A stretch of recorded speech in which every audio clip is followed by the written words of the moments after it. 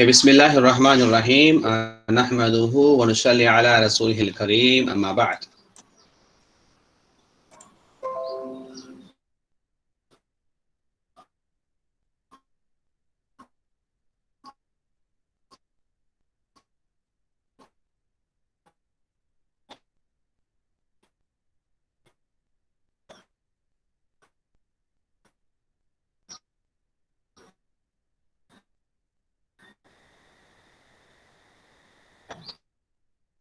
The political import, the political influencers, especially the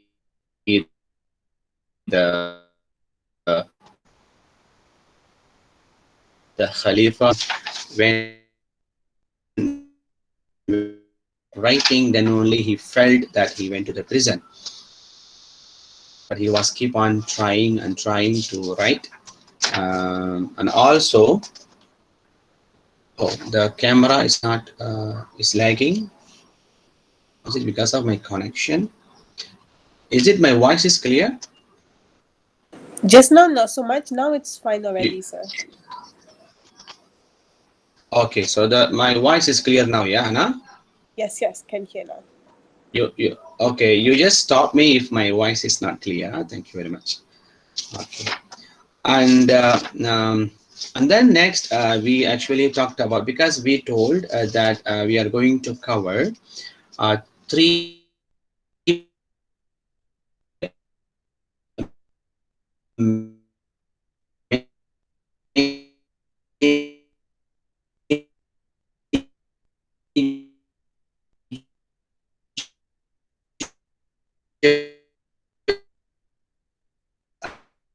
idea.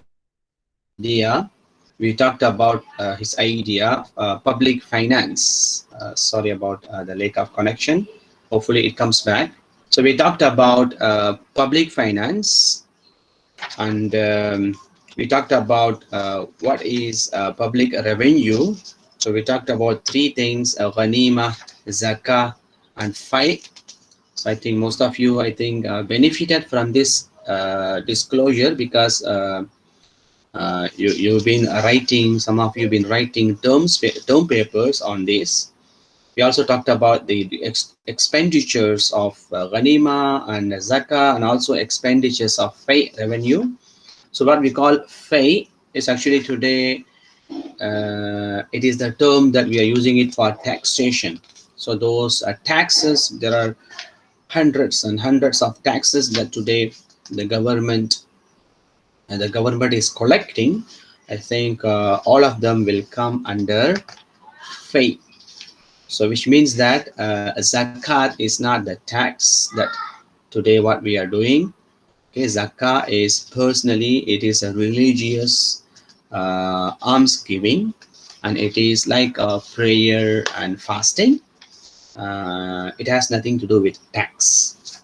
Okay, you have to pay taxes according to your lifestyle, according to your nationalities. You cannot say that I don't pay taxes, I only pay zakat, right? But it is also good to know that a country like Malaysia, they actually are helping us to be exempted. For example, if I pay zakat 2.5 percentage, they are ready to reduce my income tax. So the 2.5 percentage will be exempted from my income taxes, so that I can pay less income tax, so that I can completely pay my zakat.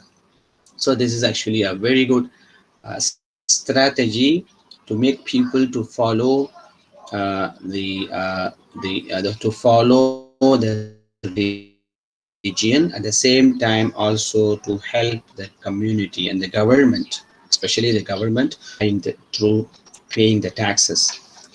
Okay, next, the second issue that we are going to talk about today, which is actually just price. Yeah.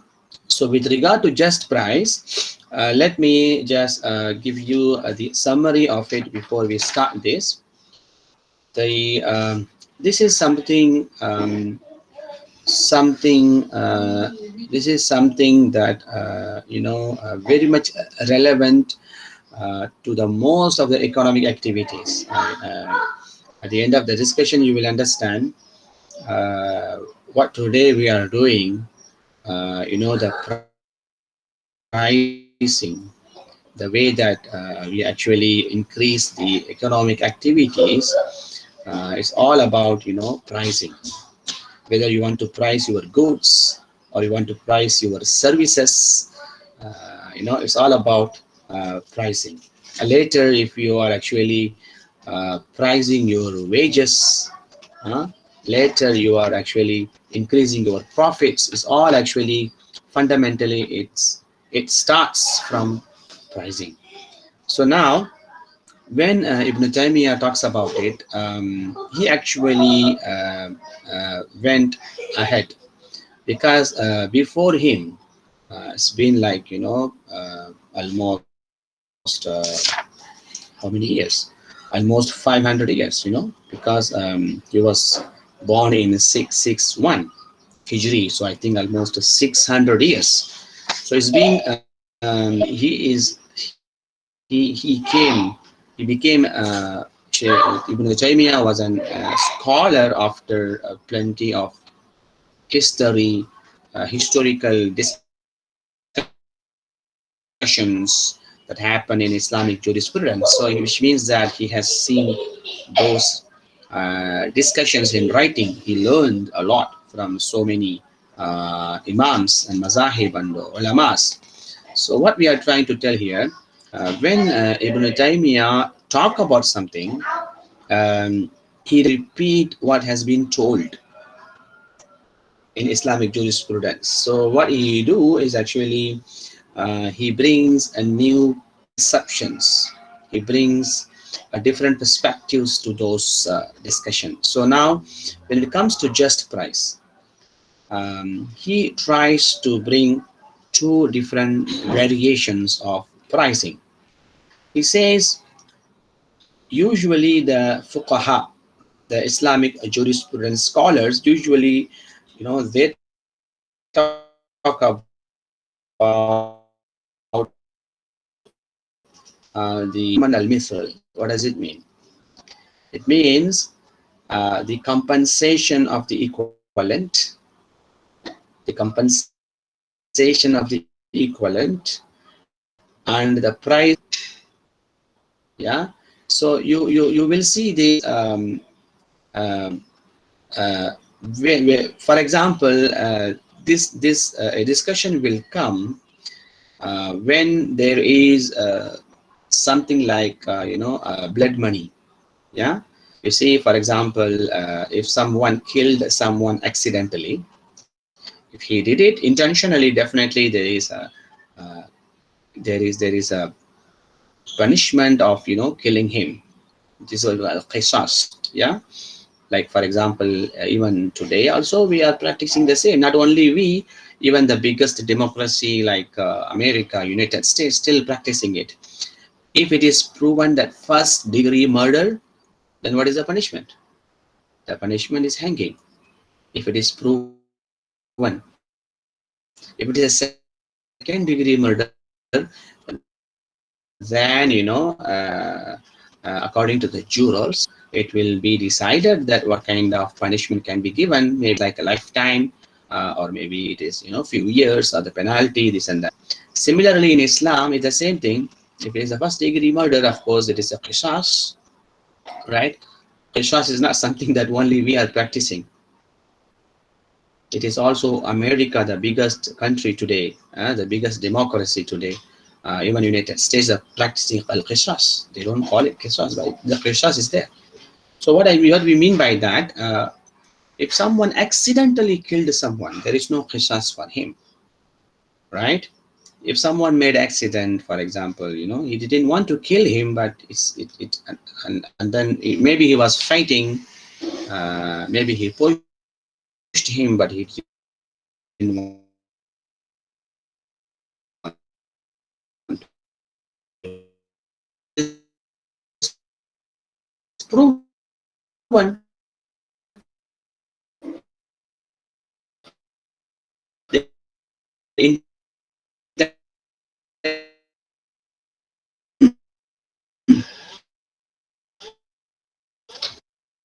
So how does he this new value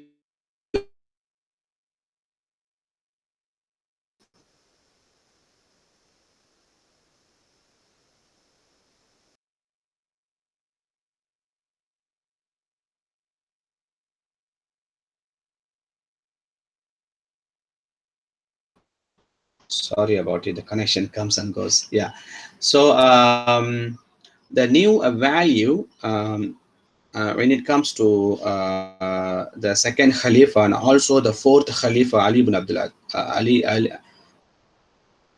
ibn Abi Talib, so they have to go for Thaman.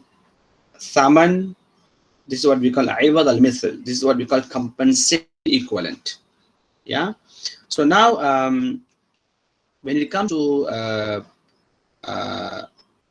pricing, usually this is the scenario when it comes to, you know, you have to pay certain amount for blood. This is where actually fuqaha talk about, okay, maybe 100 goats or 70 camels, you know, these are the things that they usually give the price for a human soul.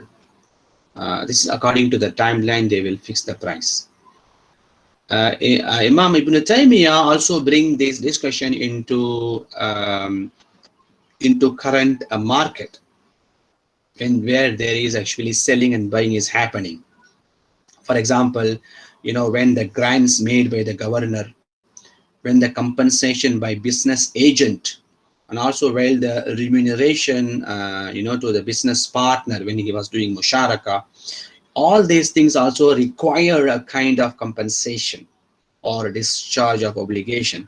So here there is a just price. I mean, there is sorry, so there is a price of equivalent. So you need to understand these two different things. You see, the price of the equivalent, you actually can um, um, you actually can understand the market and go back and then say, okay, this is the price. But compensation of the equivalent is something that beyond that, you know, looking into the market. Okay, I'll just give you one example to make these things clear. All right. Remember, I told you two things. Yeah, compensation of equivalent, price of the equivalent. Let's say 20 years ago, your father, one of your parents, they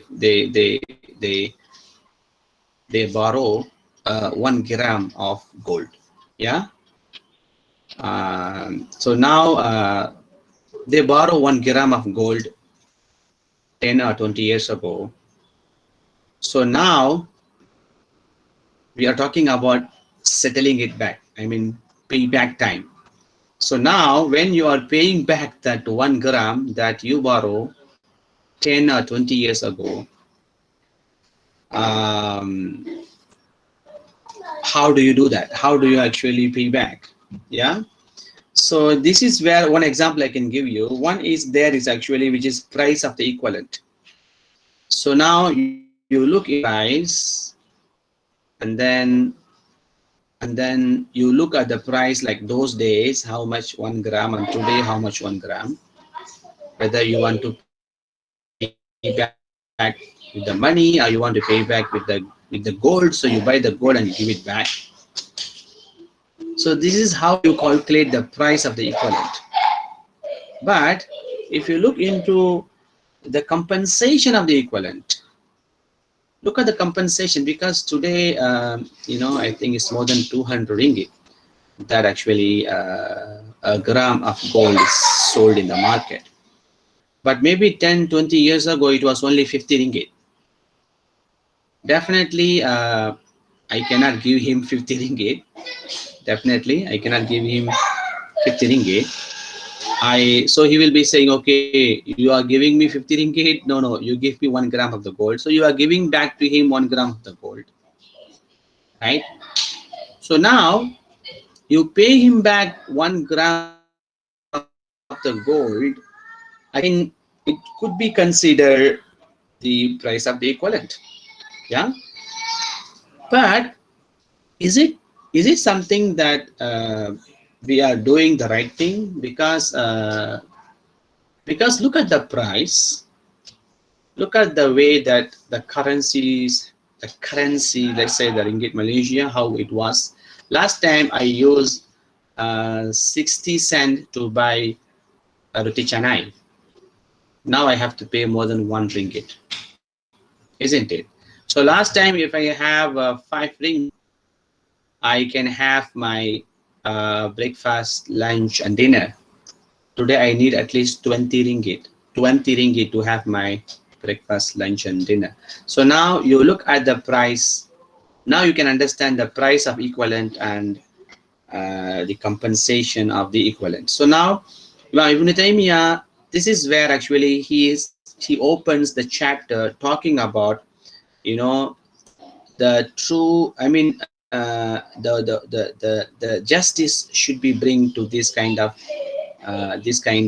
in this kind of contract, this kind of inter exchange, because you should not be looking only that price of the equivalent, because you must pay him more, so that actually you and then the person, if the one who actually gave you the gold, if he requires more than what he asked, it should be compensated in that manner.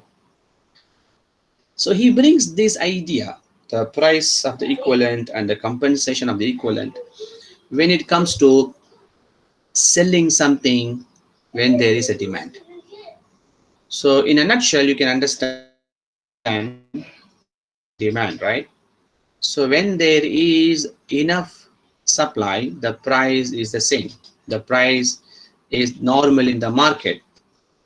But when there is a demand, and which means that there's a lack of supply, not enough, for example, you don't have enough product, you have only few product left, it's a high demand in the market. According to Ibn Taymiyyah, he says that let the supplier fix the price. He That is the justice that we are doing. There is another discussion you can bring, like other fuqaha usually they used to say this even before Ibn Taymiyyah. They usually say this: the justice is actually to sell at the same price. See that? The justice is to sell at the price of the equivalent.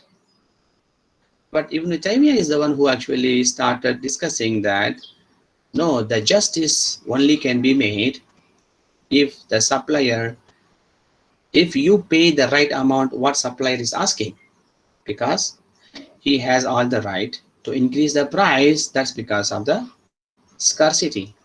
So this discussion actually brought a wider range of perspectives. That's the reason why today, in other way, it also helping the capitalism. I think you can understand what I mean.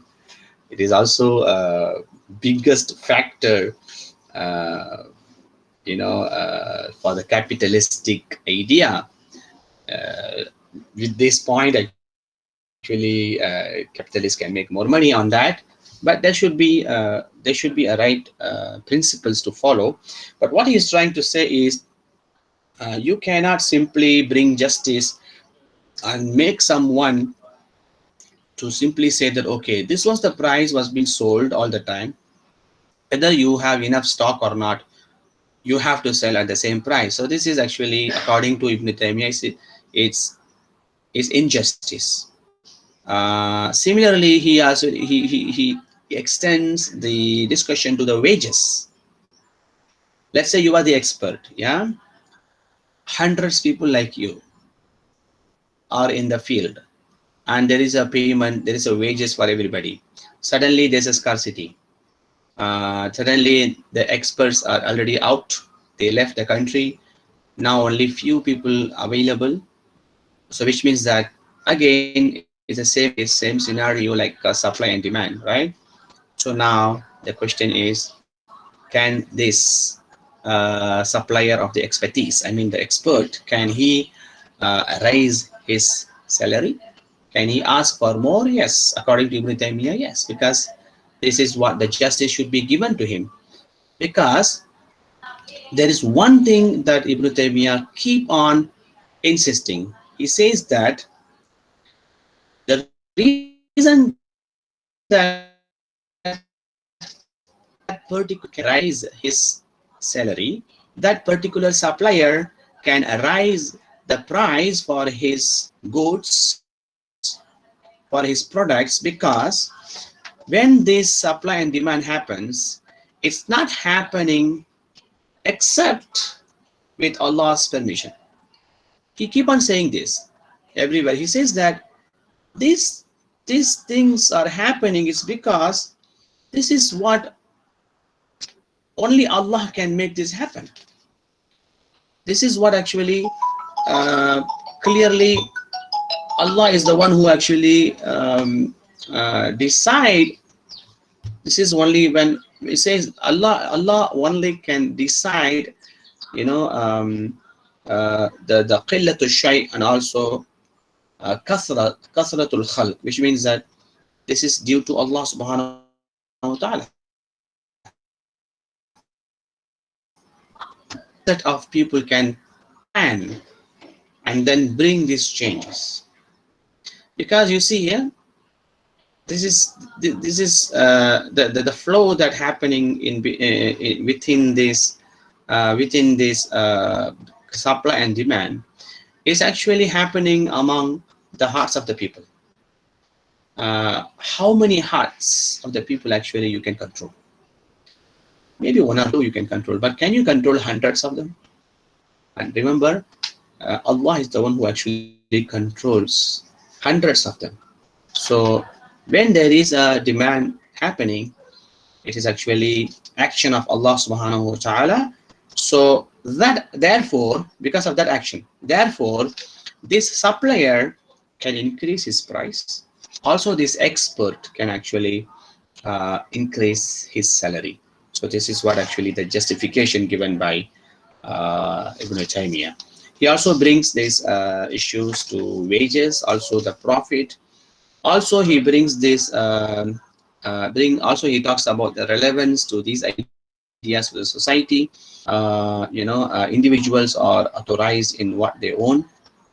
No one can take it, the whole thing or the partial thing without their full agreement and consent. You cannot go and push him to sell on market price, because it is up to him. See, this is where we talk about consent, right? You see, if there is no mutual consent according to Islamic Sharia law, the transaction cannot complete. I think if you remember the FIC 1, FIC for Economist 1, I think you if you remember, you learned we learned that mutual consent is very important. No one can actually sell something under the duress. You remember the duress? Yeah. So no one can force on anyone to sell something. So if that is the case, the consent must come there. That's why no one can force anyone. No one can tell that what he obliged to sell is up to him. At the same time, operant is actually forbidden. That's why he talks about bringing justice in the compensation of equivalent. Yeah. Okay. So let me just go through the this is the second issue that we are talking. There's a lot to talk about it, but it's okay. Let me just go through the slides. I also have given you some materials to talk about it. Once I finish this, let me go to the next issue, which is money and monetary policies. Okay, just price. Through the notion of a just or fair price was present in Islamic jurisprudence since the earliest time. Ibn Taymiyyah seems to be the first Islamic scholars to have paid special attention. He distinguished between two kinds of prices, unjust and prohibited prices, and just and desired one, and he considered the price of the equivalent as the just price. Ibn Taymiyyah's just compensation and just price are not the same. The question of just compensation or compensation of equivalent arises when discharge of moral or legal obligation is at issue, perhaps in connection with goods. For Ibn Taymiyyah, this principle is involved in the following cases: when a person is held responsible for causing injury to other lives, or property, or virginity, or profit; when a person is under obligation to repay equivalent goods or profit or recompense for injury to some part of the body; when a person asks to settle invalid contracts, valid contracts in the event of a defect in lives and property. The same general principles applies to the payment system, payment dues and compensations like grants, compensation, remuneration. Yeah, defining the compensation of equivalent, Ibn Taymiyyah says it is the equivalent amount of the particular object in the prevailing usage. The correct evaluation of the just compensation will be based on the analogy and assessment of things by its equivalent. Ibn Taymiyyah distinguished between the ethical, legal, and economic aspect of just price. Also, the compensation of the equivalent is a relatively durable phenomenon resulting from established custom. Okay. The main object is just price of the other related ideas. Closely related to the notion of the just price is that of the just wage. Same thing, yeah, just price, just wage. He refers to his pricing as the labor market, tas'ir fil amal. This is the expertise salary, labor charges, and uses the term the wage of equivalent. As with prices, the basic principle to be observed is full definition of quantity and quality. Since the wage of equivalent is governed by the same rule as the price of equivalent, it can be inferred that the wage earner or laborer is allowed in normal conditions to charge the wage determined by bilateral bargaining between employer and employee. So what we discussed. How is the wage of the equivalent is to be determined? The principle applies to the state just as much as to individual.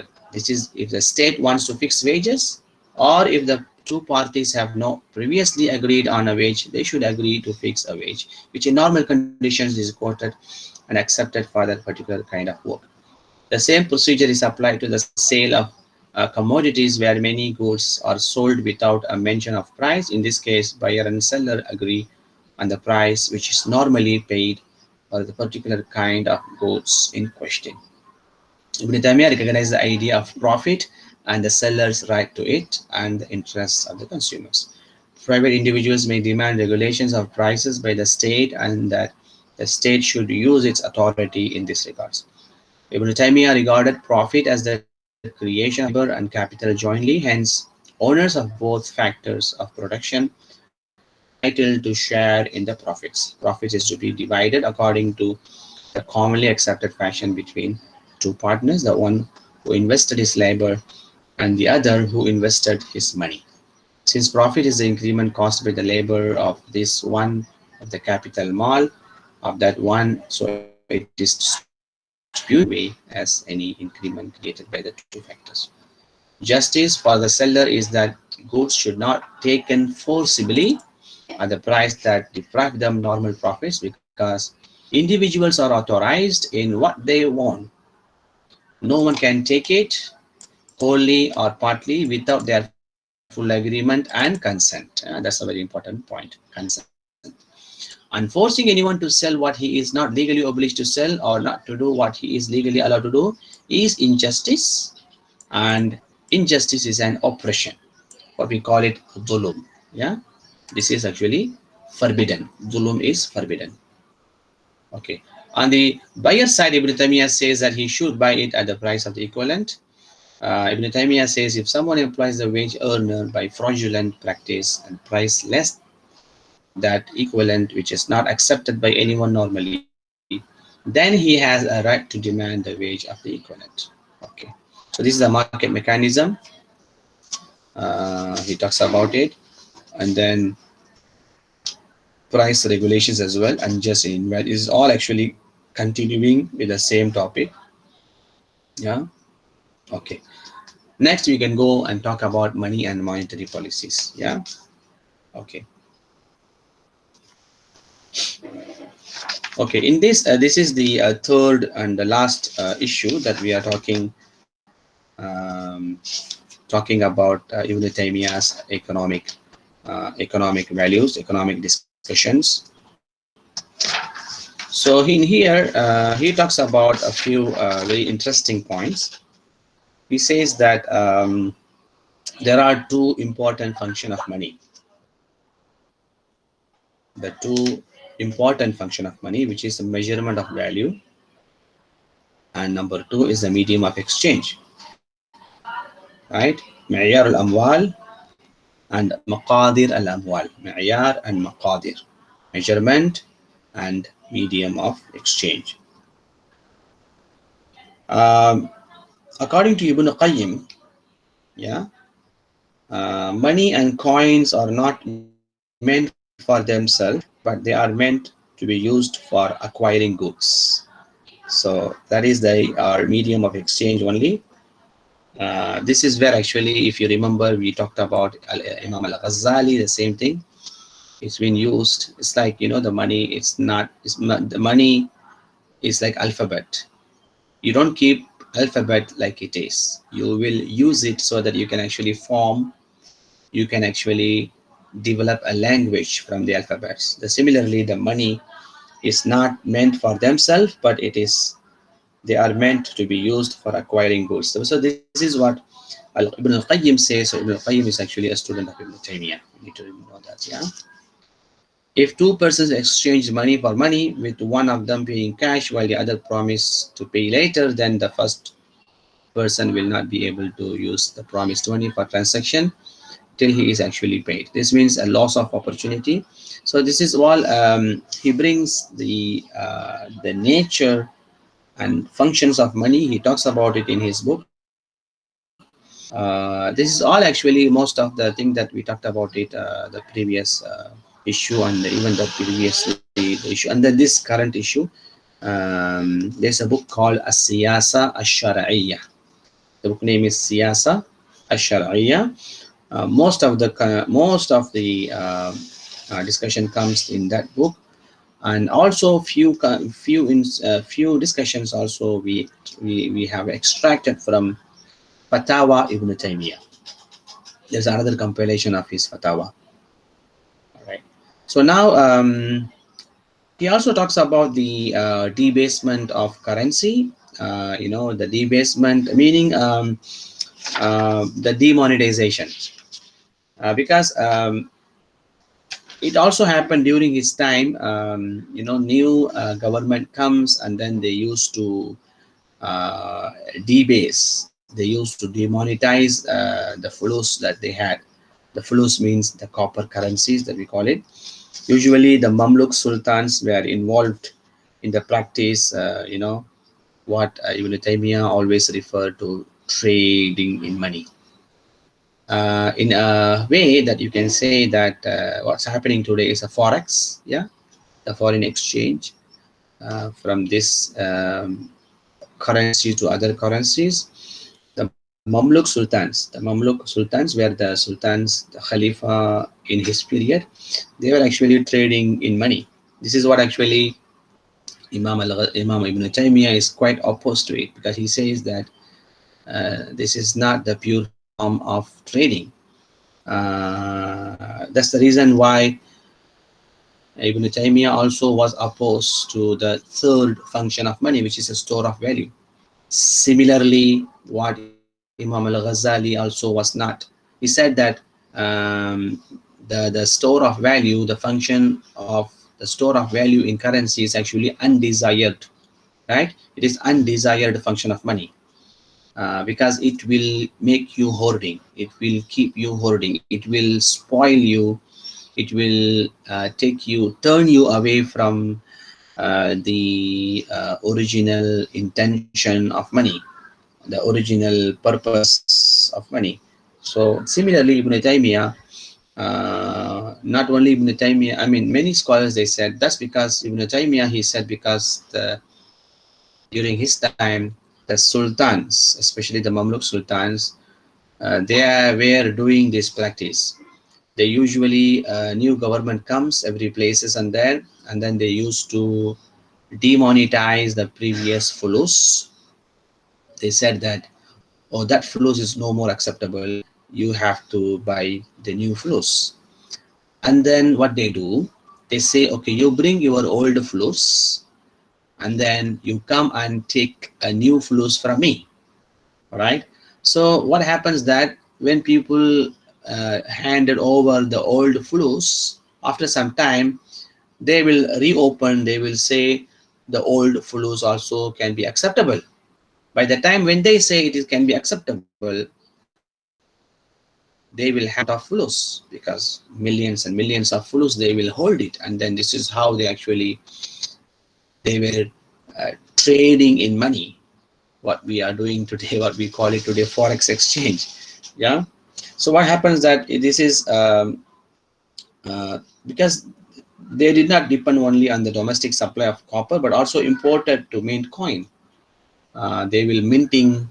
They usually take copper from other countries and then they start minting and minting, and then for themselves is actually they are minting the money just for the sake of trading in money. So and then also trading in money, it will encourage you to counterfeiting, and people lose confidence in the currency. Also, this kind of activities will bring the lack of confidence in stability and value of the currency. He brings the reasons why it is not the right practice. According to him, that kind of forex, the foreign exchange, currency exchange, demonetizing exchange is not the right practice. So he also says that because of the internal trade is hindered, the frequent debasement of currency will hinder the foreign trade. Definitely, the foreign countries will not come to your country to invest if you keep on doing this. So he discusses a lot about it. Yeah. In another occasion, he also talks about this bad money drives out the good money. I think you maybe heard this somewhere. There is a famous Grisham's law. You can Google it. Grisham's law. His name is Thomas Grisham's in 1857. He actually uh, talk about this bad money drives out good money, but this original idea is actually came from Ibn Taymiyyah. So perhaps he learned that from Ibn Taymiyyah. Yeah. Um, Ibn Taymiyyah describes that if the ruler cancels the use of certain coin and mints another kind of money for the people, he will spoil the rich people. He will spoil the riches which they possess by decreasing their value, as the old coins will now become merely a commodity. Because what happens that the old coin will not be used as a medium of exchange. The old coin will become a commodity, and then the old coin should be traded for something. When it is being traded, it won't be. There won't be demand for trading, because when the money is being recently, it happened to many places. I can tell you a few years back, if you know the news, it happened to India. I think in 2009, not 19, 2017 or 16, they started doing this, demonetization of the biggest currency in the country. They said 1000 rupees. The 1000 rupees was actually the biggest money. I think some of you from India, you understand what I mean by that. So the biggest money, 1000 ringgit, and then also the 500 rupees, sorry, 1000 rupees and 500 rupees overnight. The prime minister comes at 7 p.m. or something, 7 p.m., and he says that from tonight, 12 a.m., from 12 a.m., the biggest currency of the country, which is 1000 rupees, and 500 rupees will not be used anymore. It's been demonetized. So you can see the chaos, the real chaos. If you can go back to the news, and then you can see people being lined up. You know, the economy in India, people have their own money in their own hand. There is a lack of trust with the bank. People don't put all the money in the bank. The government now wants everybody to bring the money back to country. I mean, everybody's money should be bring back to the bank. So the government, this is what happened. Bad money drives out the good money, right? And then they introduced the 2000 rupees bill. The reason they said we want to stop hoarding, that's why we are actually demonetizing 1000 rupees. But why did they introduce 2000 rupees? If you want to stop hoarding and then you want to bring all 1000 rupees out, because they said this because the terrorists actually they are keeping the money. This is their reason. This is funny reason, they said that terrorists, they have a lot of money, they hoard 1000 rupees, so we want to demonetize it so it can come out, it can come to the bank. But on the other side, they introduced 2000 rupees. They're supposed to go for the small number, isn't it? If you want to reduce the hoarding, how can you introduce the big bill for the small bill? So now you want people to bring 1000 rupees. Now you are giving back to them 2000 rupees, which means that where I was hoarding last time in in two boxes, I was hoarding two boxes of 1000 rupees. Now I can hoard one boxes of 2000 rupees because the size and everything matters, right? So this is that's why the whole world actually was saying that this is a bad idea. And then because of that, the economy went down, and then people until today they are suffering. They are suffering until today because all their good monies, they are, because usually people, they keep money in their own pocket, they keep in their kitchens, in their rooms, and they keep all those money, no more, they cannot kept away from people, and then they have to bring it back to the bank. And then when they go to the bank, instead of distributing money, they said we don't have the new currencies, so the new currencies are being printed, so it takes time, so we don't give you all the money. So let's say I deposit, even I deposit 1 million of old money to the bank. The bank is not ready to give me back my 1 million. They only give me 10,000. They said, okay, you put 1 million, I give you back only 10,000. The money will be there in the bank, but later, only after 2, 3, 4, 5 years. Until today, people are not bringing back their money from the bank. This is clearly, this is called what we call injustice. This is what actually is dhulum, oppression. So Imam Ibn Taymiyyah talks about all these things, and okay, this is where actually he started talking about the role of state in economic life, in eradicating the poverty, in regulating the market. And this is where actually he talks about, the economic planning. I mean, when he talks about the monetary policy, controlling currency expansion for checking the value of the money. He brings the economic planning where he talks about a considerable portion of public revenue should be spent on building of canals, bridges, roads, etc. And this is where actually he brings the discussion on institution of Hisbah. So now, if you want to know about more, I think there are so many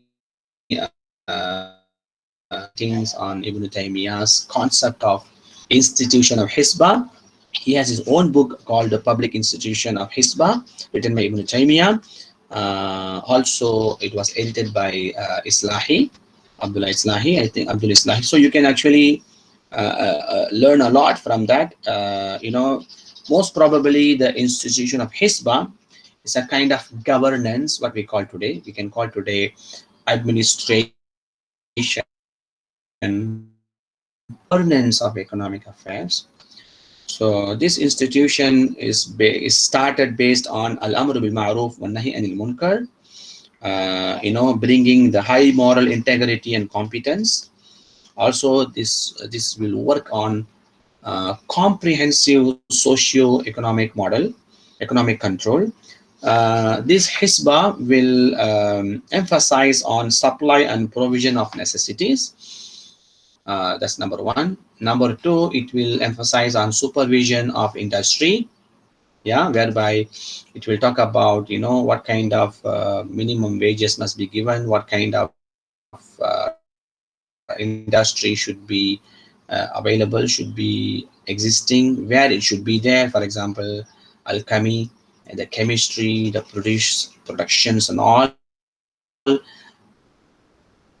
how it should be, what are the also number three, it will emphasize on the supervision, yeah, services, for example, the physicians, the surgeons, the pharmacologist, this is all what he calls as services. There is more, just few example.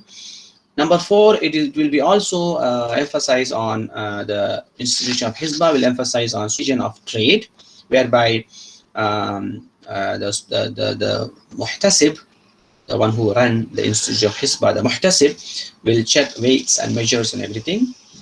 Also, he will check the interception of supplies. Potentially, if there is any most harmful practices, it will be avoided.